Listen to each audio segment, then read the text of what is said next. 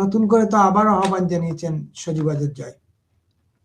হ্যাঁ, আসলে সজীব ওয়াজেদ জয় তার ফেসবুকের মাধ্যমে তার একটা ভিডিও বার্তা আপলোড করেছেন। ভিডিও বার্তাতে উনি যেটা বলছেন, সবাইকে ঐক্যবদ্ধ হতে বলছেন এবং আওয়াজ তুলতে বলেছেন যে একতরফা এই ভুয়া নির্বাচনে কেউ ভোট দিতে যাব না, এটা তার স্লোগান।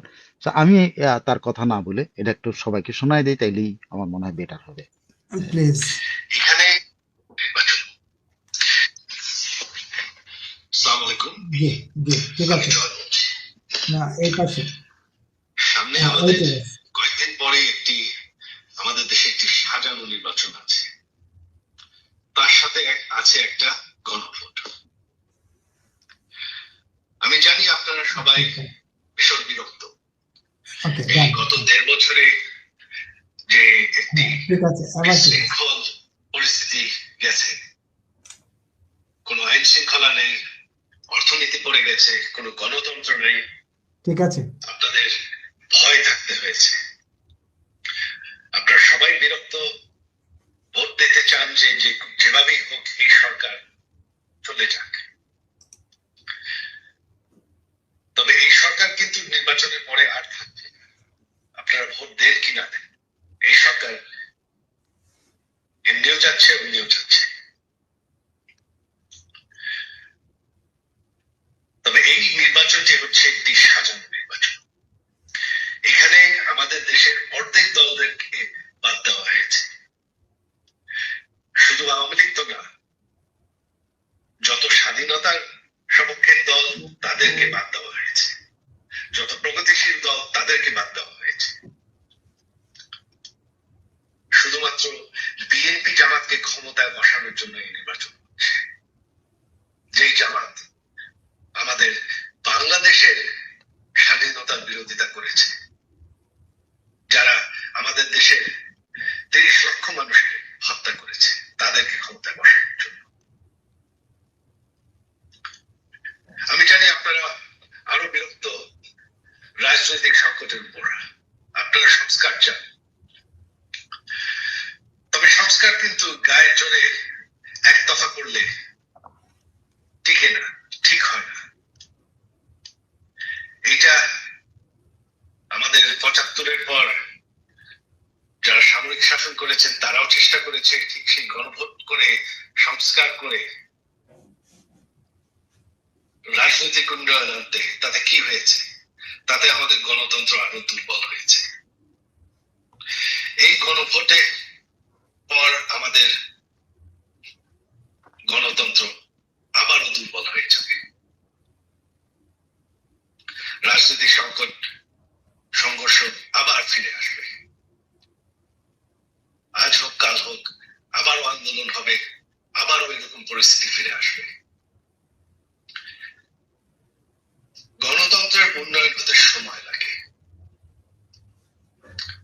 আমি জানি আপনারা মনে করছেন যে অনেক বছর হয়ে গেছে, তবে আমাদের দেশ কিন্তু এখনো একটি নতুন দেশ, মাত্র 50 বছর বয়স।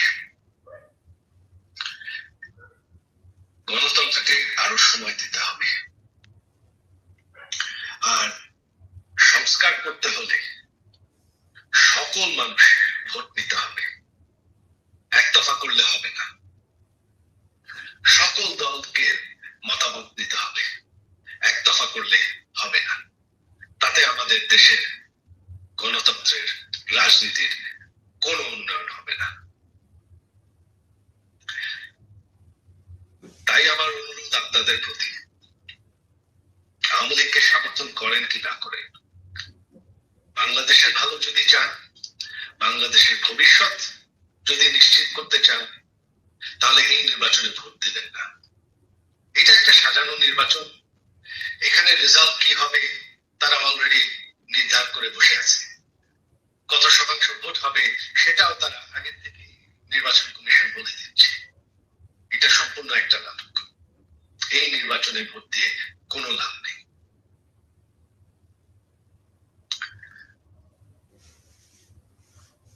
তাই আসলে আমরা ঐক্যবদ্ধ হই যে এই সাজানো নির্বাচন আমরা মানব না। গায়ের জোরে একতরফা সংস্কার আমরা মানব না। ভালো চাই, বাংলাদেশের ভবিষ্যৎ নিশ্চিত করতে চাই।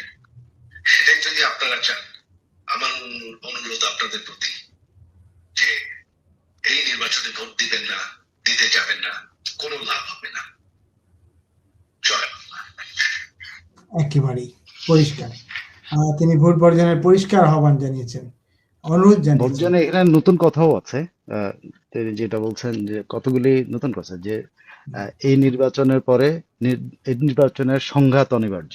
দেখেন যে সংঘাতটার কথা আমরা এর আগে আলোচনা করেছি, সংঘাতের কথা কিন্তু সে বলছে যে এটা ইয়ে হবে না। তারপরে নতুনের মধ্যে যেটা আছে যে আমার কাছে যেটা মনে হচ্ছে সেটা হলো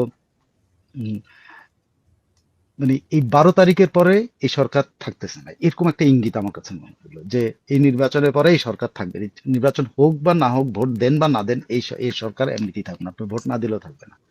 তো এরকম মানে কিছু ইঙ্গিতপূর্ণ কথাবার্তা আছে, আমি জানি না কোনো ইয়ে কিনা, বাট দ্যাটস অল। আমার মনে হয় যে পরিষ্কার ক্লিয়ার একটা মেসেজ দিয়েছেন যে এই ভোট দিয়ে কোনো কাজ হবে না, কারণ এই ভোটের পরে সংঘাত এবং আন্দোলন অনিবার্য। পরিষ্কার। গণতন্ত্রের জন্য আবার আন্দোলনে নামতে হবে ঐক্যবদ্ধভাবে, সেটাও তিনি স্মরণ করিয়ে দিয়েছেন। গণতন্ত্রকে ফেরত আনতে হলে সেটাও তিনি স্মরণ করিয়ে দিয়েছেন।